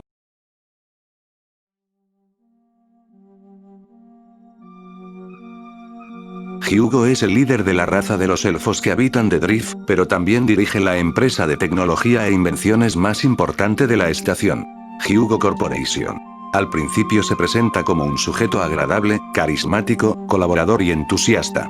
Pero luego se revela su verdadera cara como un desalmado manipulador, traicionero, y egocéntrico ladrón. Él junto a su raza de elfos fueron traídos a The Drift por el droide Olive hace unos 1000 años, y desde ahí, poco a poco fue estableciendo su compañía, ganándose la confianza de la gente con su talento para dialogar, consiguiendo el título de la mente más grande de la estación. Todo el mundo estaba convencido de que Hugo los llevaría al futuro, y salvaría a The Drift de su ya deplorable estado. Pero lo que no sabían, es que detrás de escena Hugo iría robando piezas de la estación para elaborar sus invenciones. Agotaría la energía restante de la estación en grandes cantidades para sustentar sus máquinas, e iría acostumbrando a la gente a una conducta consumista y derrochadora por medio de sus productos. Todo disfrazado con la ya decadencia de The Drift, prometiendo constantemente que se encargaría de arreglarlo tarde o temprano. Claro, todo esto era mentira, porque aunque Hugo sí que tiene una gran mente, no le alcanzaba para entender el funcionamiento de la avanzada tecnología de The Drift. Él sabía que la estación se iría a pique tarde o temprano, y aunque quisiera, no iba a poder evitarlo. Entonces, empezó a idear un plan. A la vez que aprovechaba para explotar su estadía en la estación lo máximo posible, comenzaría a construir una cápsula hecha de múltiples piezas de The Drift. Según él, allí vivirían las más grandes mentes, incluido él por supuesto, en donde se cubrirían todas sus necesidades y se les brindarían los recursos necesarios para ahora sí, empezar a trabajar con todo en soluciones para los problemas de la estación. Se le llamó la cápsula de la unidad, aunque la realidad sobre su propósito era muy diferente a lo que prometía Hyugo. En efecto, sería un hogar cuyo billete de entrada estaría reservado para los individuos más dotados y leales, pero esto no con la idea de que trabajaran en arreglar The Drift, más bien se trataba de una prueba de Hyugo para ver quiénes valían la pena para formar parte de su círculo de confianza, y una vez llegase la hora de la verdad, tendrían el privilegio de acompañarlo. La cápsula de la unidad, se trataba en realidad de una cápsula de escape, hecha con los mejores componentes de The Drift. En cuanto estuviera lista, esta absorbería toda la energía restante de The Drift, y Hyugo y sus séquitos saldrían disparados al espacio, cargados con un botín inimaginable de tesoros tecnológicos. Mientras The Drift se apagaría por completo, perdiéndose en el olvido junto al resto de sus habitantes. Hyugo quedaría vagando por el espacio nuevamente, hasta que tarde o temprano encontrase un nuevo lugar donde establecerse, y así, el ciclo comenzaría una vez más. Pero eso no sucede, es descubierto justo a tiempo, y en un acto de desesperación y cobardía, Hyugo decide irse solo en su cápsula. Logran detenerlo impidiendo que la cápsula absorbiera la energía restante de la estación, pero aún así, The Drift queda seriamente dañada. Sus mejores componentes ya no están, la energía es limitada, y en general casi todas las cápsulas dejan de funcionar. Lo único que pueden hacer es racionar lo que les queda para poder sobrevivir. Quién sabe si lo conseguirán. Por otra parte, Hyugo se queda a la deriva en el espacio, sin energía para hacer funcionar su cápsula, y con una marabunta de tesoros que de nada le servirían. Quizás volvamos a tener a Hyugo en un próximo episodio de Distant Lands, y sea uno de los elementos clave dentro del argumento general que tendremos en los 4 episodios. Aunque antes de hablar del futuro, el pasado aún tiene algunos relatos que contarnos. Puede parecer que todo esto que he narrado no tiene ninguna relevancia, pero créanme que al tener esta información, sabemos cómo es Hyugo y de qué manera trabaja tanto él, como su compañía. Algo que era necesario conocieran detenidamente para poder continuar. Con eso listo, les diré que intencionalmente omití un detalle en la historia de Hyugo, el cual servirá para redireccionarnos hacia nuestro siguiente punto de enfoque. Dentro de ese grupo de tripulantes que llevó Leaf hasta The Drift, no solo estaban Hyugo y sus elfos. También había un pequeño robot, antaño la mayor creación de Hyugo, a quien desechó tiempo después de llegar a The Drift, pues la consideraba una decepción y ya no le veía utilidad. Ese robot sobrevivió en la cápsula de basura, y con el pasar del tiempo fue reemplazando sus piezas con toda la chatarra que se encontraba, hasta el punto que desechó su fuente de poder y se conectó a sí misma a la propia estación. La vemos 2 veces en el episodio, pero no es hasta el segundo encuentro cuando se presenta formalmente como Zygo. Su apariencia nos recuerda rápidamente a los Moss, y no es así por mera casualidad. Ella misma nos menciona que son como una especie de primos, pero de marcas diferentes. Sin ir más lejos, en su primera aparición está cantando una canción, la cual Vimo parece reconocer. Simples detallitos que irán cobrando sentido dentro de poco. Wi-Fi le pide a Zygo que repare a Vimo, ya que con la credibilidad de este último, podrían convencer a Hyugo de que Mr. M no es trigo limpio. Ahí es cuando Zygo nos revela que de quien hay que preocuparse es de Hyugo, y para demostrarlo nos cuenta una historia. La historia de cómo ella y Hyugo llegaron a The Drift, habiendo escapado de un viejo planeta al borde del colapso. Esta escena es una de las más reveladoras que hayamos tenido nunca. Sí, Hyugo era un humano que escapó de la guerra adentrándose en el espacio. ¿Eso qué tiene de especial?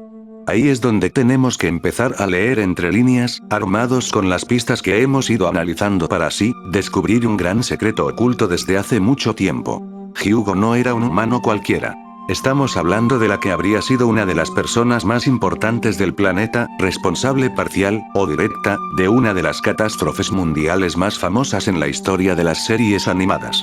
El pasado nos reclama una vez más. Ha llegado el momento de volver en el tiempo, a los últimos días del devastado planeta Tierra, hace unos 1000 años aproximadamente. Ya saben lo que eso significa. Volvamos. A la gran guerra de los hongos.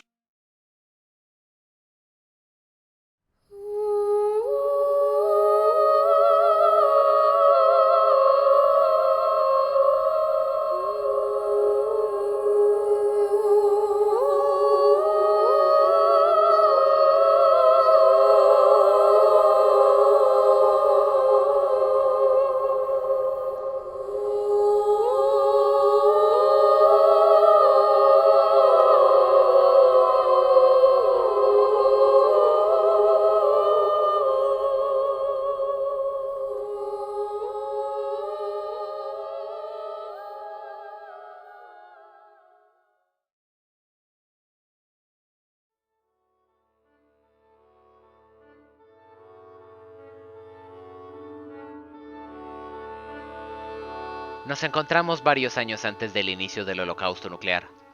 Hugo, un chico visionario y sumamente carismático, había finalizado sus estudios universitarios años antes de lo usual. Con múltiples doctorados en su currículum, su gran intelecto se hizo envidiable y no faltó mucho hasta que empezó a llamar la atención de organizaciones e individuos muy importantes. Lo que no era más que el inicio, pues su acogedora personalidad le haría foco de entrevistas y reportajes, adquiriendo una gran popularidad entre la población. Todos coincidían en que se trataba de uno de los más grandes visionarios de la época, si no es que del siglo. Poco a poco, sus influencias y recursos fueron creciendo, lo que le permitió iniciar, o más bien, llevar a cabo su gran meta, fundar su propia empresa privada, especializada en tecnología e innovaciones, la cual ya había estado desarrollando desde hacía años mientras aún era estudiante. Sus esfuerzos dieron frutos cuando por fin se abrieron las puertas de Hugo Corporation, una de las empresas más sobrevaluadas que se hayan visto en el mercado. Por fin, Hugo había conseguido lo que quería, que no era solo tener su empresa, no. Por fuera, Hugo mostraba una cara amigable, emprendedora y carismática, la cual el público y las grandes compañías adoraban, ansiosos de ver lo que esta gran mente tenía para ofrecer. Pero detrás del telón, todo esto no era más que una fachada que escondía detrás a un maníaco, adicto por el poder y el dinero. Un ególatra de la más baja calaña, quien no le importaba a nadie más que sí mismo, y estaría dispuesto a aplastar a quien sea que se le pusiese por delante para poder seguir siendo el centro de atención. Hugo Corporation es, pues, la manifestación de su egocentrismo descarriado, y el primer paso para convertirse en el hombre más rico y poderoso del planeta. Los años empezarían a transcurrir, y Hugo Corporation se convertiría en una de las empresas más grandes del mundo. Con el tiempo se iría ramificando hacia diferentes mercados, convirtiendo su marca en algo común de ver no solo en tecnología, también en alimentos, productos para el hogar, higiene, ropa y un largo etcétera. En pocas palabras, Hugo Corp distribuía de todo y tenía presencia en infinidad de lugares. Prácticamente todo el mundo conocía esta gran empresa y conocía a su fundador. Sus grandes inventos en diferentes disciplinas sorprendían a propios y extraños. Pero, igual que Hugo Corporation daba una cara, pero escondía la otra. Pocos llegaban a saber que muchos de sus inventos eran robados de pequeños negocios para ser manipulados por Hugo Corporation, adjudicándose el crédito. Y claro, tan pequeñas instituciones no iban a poder hacerle nada a este gran titán. Pero no solo por ese lado se dejaba entrever la dudosa reputación de la empresa. Los ambientalistas y protectores de la vida silvestre advertían sobre la excesiva explotación de recursos por parte de Hugo Corporation, quienes eran silenciados o ignorados por la población, ya demasiado atrapada por el consumismo hacia las comodidades brindadas por la compañía. Hugo sencillamente se había convertido en el rey absoluto. Todo el mundo hablaba de él, todo el mundo se hallaba sumergido en sus productos. Podía hacer lo que quisiese y nadie le podría tocar un solo pelo. E incluso podríamos decir que tenía a los diferentes países comiendo de la palma de su mano. Hugo lo tenía todo. Dominar el mundo bajo su símbolo iba a ser pan comido a partir de ahora. O así habría sido. Sorpresivamente, apareció en escena un personaje que él no se esperaba, quien empezaría a llamar el interés de los grandes medios, convirtiéndose rápidamente en su más grande competencia. Moe Corporation había entrado en el juego. Mientras Hugo se hallaba construyendo su imperio, sin darse cuenta, en otra parte del mundo se encontraba un talentoso mecatrónico, graduado con un promedio altísimo que superaba en varios aspectos al del propio Hugo. Un tal Mosef Mastrogiovanni, conocido después por el seudónimo Moe. Este nuevo genio estaba también muy interesado en fundar su propia empresa, pero a diferencia de Hugo, a él no le interesaba el poder. Lo que quería era compartir sus conocimientos con la humanidad y llevarla a una nueva era tecnológica. En un principio, el nombre de Moe pasa desapercibido entre la población, lo que no le impediría hacerse de grandes aliados, quienes quedarían impresionados por sus revolucionarias ideas. Así es que consigue fundar la empresa, Moe Corporation, no mucho tiempo después de aparecer Hugo Corp. Los primeros años, Moe Co mantiene un bajo perfil. Tenía buena reputación, pero no era rival para Hugo Corporation.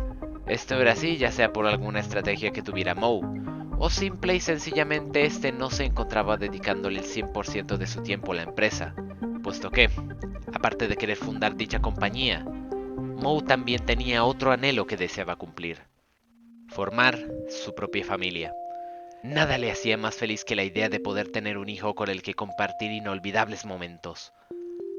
Aunque, muy a su pesar, nunca pudo llevar a cabo ese sueño por X o Y motivos, sumiendo a Moe en una fuerte depresión. Por un tiempo, se olvidó de todo, incluso de su compañía. Lo único que quería era tener a ese hijo al que poder compartirle su amor, de cualquier forma posible. Así que un día, armado con su gran intelecto y los recursos de su empresa, comenzó a desarrollar algo que jamás se había visto. Un robot, consciente de sí mismo y con la capacidad de sentir casi al nivel de un ser humano. Amo fue el resultado, y era todo lo que Moe pudiese haber deseado. No era un robot, era su hijo. Hasta le construyó un cuarto en su fábrica como si de un niño se tratase. Claro, sabemos que posteriormente Amo desarrollaría una personalidad compulsiva, envidiosa e insaciable, pero en un inicio y por bastante tiempo fue la motivación que Moe necesitaba para seguir adelante. Por supuesto, la creación de un robot con tales dones no iba a pasar desapercibida. Amo no fue más que un arrebato desesperado de Moe por concebir a ese hijo, pero a los ojos del resto del mundo, este se convertiría en su primer gran éxito, catapultando a Mouko al estrellato. Hasta ese punto, la empresa se encargaba de distribuir tecnología y aparatos varios, pero al surgir Amo, su enfoque principal no tardaría en volcarse hacia la robótica. Mientras tanto, Hugo se hace a la noticia del hombre que logró dar vida cibernética, siendo el foco de atención en los grandes medios de comunicación. Eso Hugo no lo iba a tolerar, porque aunque Hugo Corporation seguía siendo por mucho la más grande, que alguien osase desafiar su intelecto y atrajese la atención del público era algo que le ocasionaba una profunda envidia. Él tenía que ser el mejor en todo. Además, con semejante invención, sabía que Mouko empezaría a hacerse con el mercado de la mecatrónica y había que hacer algo al respecto. Fue entonces que puso a trabajar a sus mejores ingenieros, incluido él mismo, para desarrollar un robot que compitiese y por supuesto superase a Amo. En el proceso, replicando diseños o hasta robando planos de Mouko, dando como resultado una especie de clon de Amo, aunque un poco más avanzado. Sigo. Viéndose victorioso y un poco orgulloso al ser su más grande invento, Hugo no tardaría en anunciar su nueva creación a todo el mundo, y lo haría a lo grande, dispuesto a dejarle bien claro a Moe que había superado su patético robot. Lo que haría sería mandar a Sigo en una serie de viajes por el mundo, para que actuase en eventos, conciertos, todo cuanto se le ocurriese para darla a conocer y demostrar de lo que era capaz, convirtiéndola en algo así como una estrella.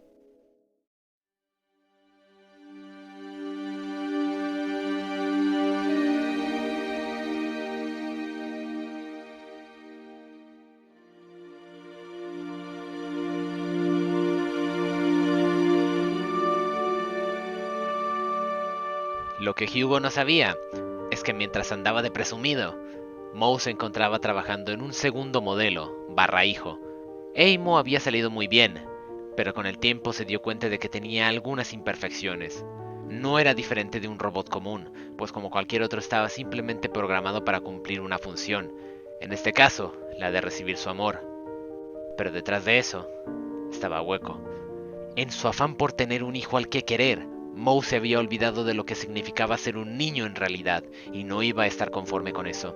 Él quería aspirar a más, no solo a ser un simple juguete al que mimar, sino algo que se sintiese vivo. Con esa idea en mente, Moe empezaría a trabajar sin descanso, perfeccionando su modelo en diseño y tecnología, agregándole múltiples funciones y desarrollándole una de las más avanzadas inteligencias artificiales jamás vistas. En cuanto estuvo a punto de terminar, se aseguró de darle un último toque, o más bien, se lo quitaría. Le suprimiría de cualquier propósito, para que él pudiera crear sus propios propósitos, que fuese capaz de pensar por sí mismo, imaginar, soñar, concebirse como individuo y evolucionar, para poder hacer felices a los demás, como un niño lo haría. Que pudiese ser más. Bimo sería el mayor logro al que Moe llegaría a aspirar. Una máquina que no solo era consciente, también podía sentir y anhelar como si se tratase de un ser humano. Luego de completarlo, Moe ya no veía el sentido a seguir creando modelos con ese formato, es decir, como si fueran hijos. Ese propósito lo dejaría ya en segundo plano. En lugar de eso, se le ocurrió la idea de usar a Amo y a Bimo como bases para empezar a desarrollar una línea de robots que cumpliesen diferentes funciones y pudiese distribuir como servicio entre la población. Así, comenzaron a producirse los denominados MOS, los cuales contarían con un diseño más arcaico a diferencia de Bimo, pero a su vez, con ello Moe se daría la libertad de probar y experimentar con nuevas ideas. Los MOS se harían toda una sensación a nivel mundial, y más todavía el denominado niño robot. Moco empezaría a crecer desproporcionadamente, brindando de robots y otros servicios a una gran multitud de interesados, ya fuesen civiles, públicos o hasta militares. Todo esto despertaría aún más la rabia de Hugo. Sigo se había quedado obsoleta, y por mucho que siguió promocionándola como la mejor, quedaba claro que los MOS eran muy superiores. Intentaría por todos los medios crear un nuevo robot que superase a Bimo, pero luego aparecería Simo, Dimo y simplemente Hugo no pudo seguir el ritmo.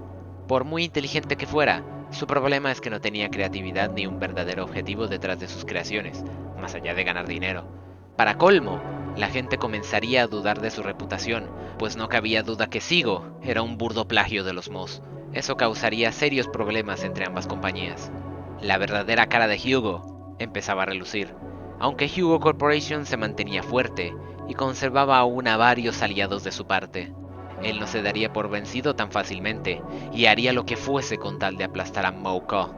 Sabotaje, robo, manipulación, chantaje y un muy largo etcétera.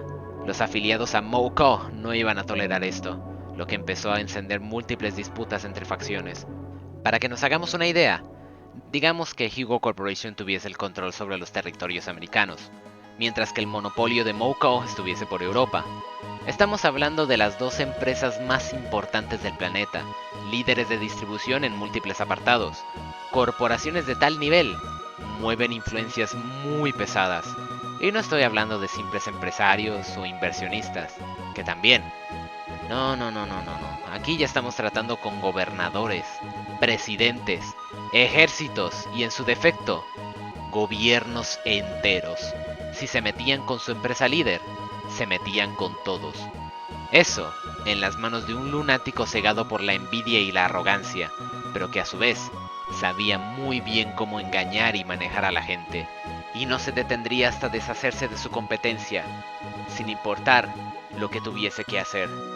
Lo que inició como una disputa entre dos corporaciones por posible robo de propiedad intelectual, empezó a escalar y a escalar y a escalar.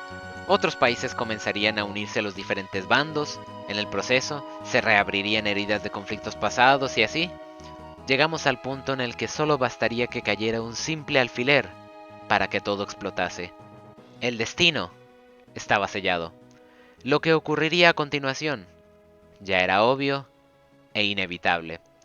Así dio comienzo entonces la que en ese momento sería la Tercera Guerra Mundial y la última en la historia de la humanidad.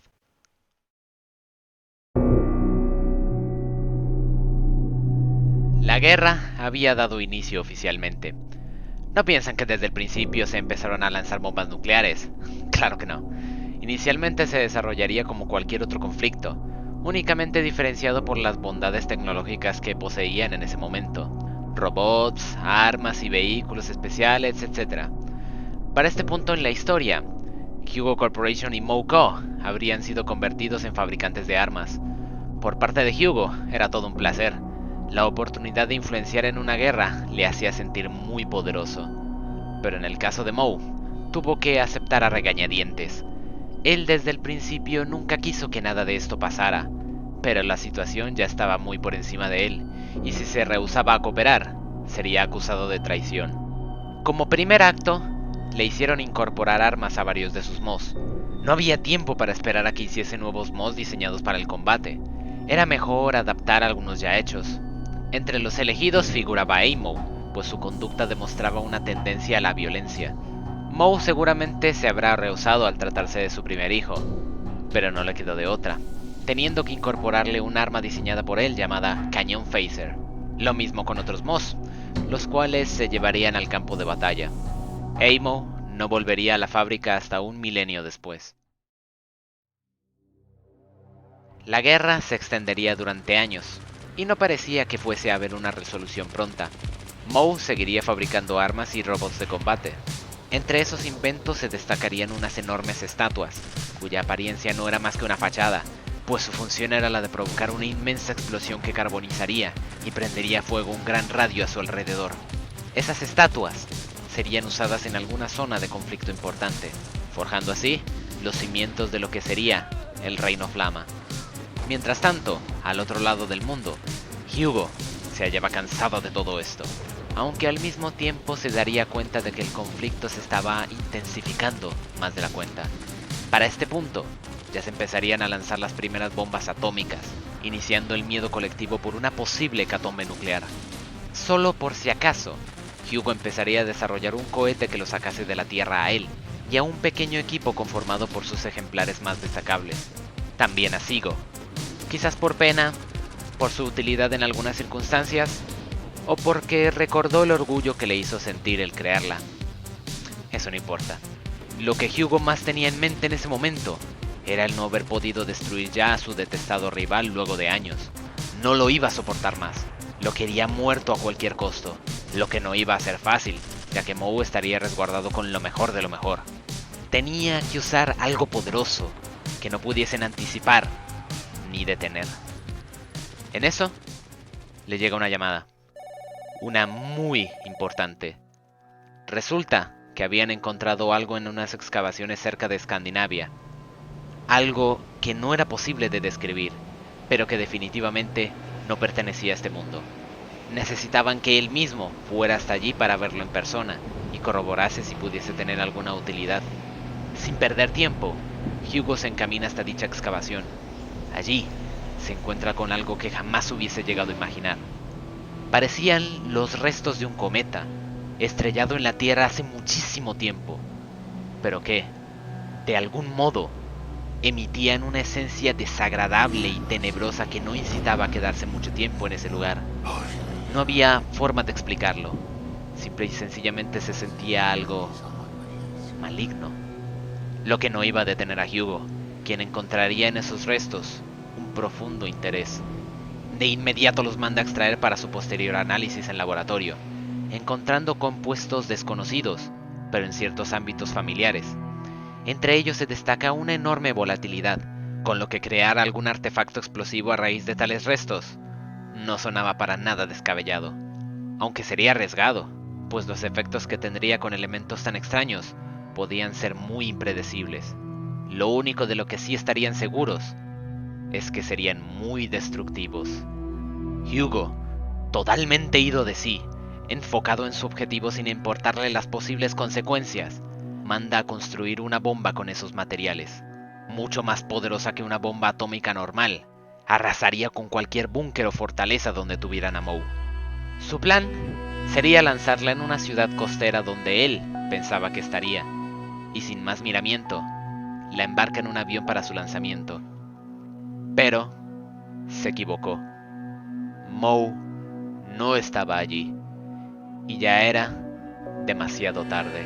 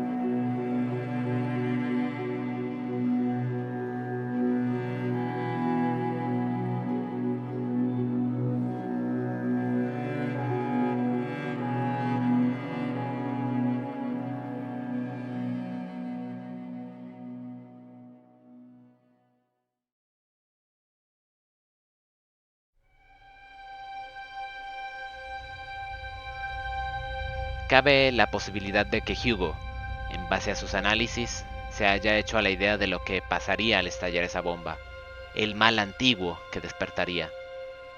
Pero no le importó, y pensó que de algún modo lo podría controlar. O simplemente sus ansias de poder y su deseo por sentir que era el mejor le nublaron el juicio. El cómo es irrelevante, pues al final, aquel aparato de destrucción marcaría un antes y un después, finalizando la que una vez fue la próspera era de los humanos. Al estallar esa bomba, surgiría un ente de muerte y desolación, junto a su séquito de seguidores, que iniciarían toda una ola de podredumbre. El país donde se suscitaría tal evento reaccionaría con histeria, dando la orden de empezar a lanzar los misiles y bombas atómicas a diestra y siniestra, provocando que sus rivales hicieran lo mismo. Y así, la tan temida hecatombe nuclear dio comienzo. La humanidad estaba condenada. Ya solo quedaba el intentar sobrevivir de cualquier forma posible. La inmensa mayoría, en vano. Moe, por su parte, tiene la suerte de que ninguna bomba impacta en las inmediaciones de su fábrica principal, donde él estaba. Junto a sus Moss, decide fortificarse en la medida de lo posible, pasando encerrado allí el resto de su vida. Mientras que Hugo, finalmente se había dado cuenta de que había llegado demasiado lejos, y ni siquiera pudo lograr lo que buscaba. Por primera vez en su vida, había descubierto el arrepentimiento. Él había provocado el fin del mundo por su simple arrogancia, y ya no había nada que hacer al respecto. Solo huir, olvidar y comenzar de nuevo en otra parte. Y eso haría con tal de no seguir sintiendo tal culpabilidad. Así pues, reúne a los suyos y parte en su cohete, viendo cómo la humanidad se autodestruía.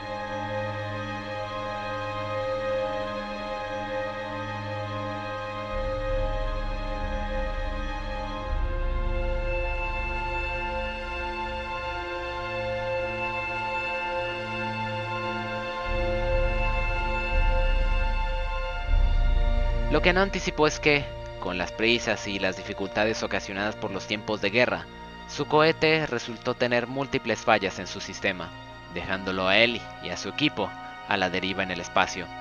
Aunque para su suerte, una raza de extraterrestres que observaban la Tierra desde hacía tiempo, lo rescatan de casualidad.